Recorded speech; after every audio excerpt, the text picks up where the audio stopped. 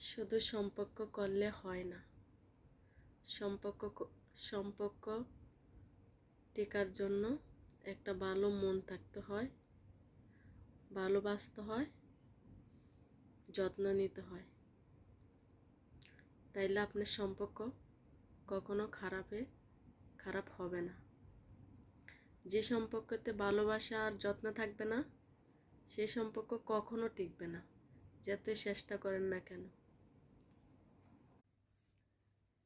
সব কিছুই করবেন, কারো মনে কষ্ট দিবেন না। কেন কি জানেন?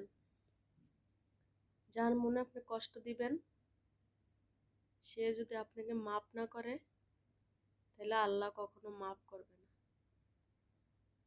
আল্লাহ বলছে, তুমি যাকে কষ্ট দিছো তার থেকে মাপ নিয়ে আসো, তারপরে আমি মাপ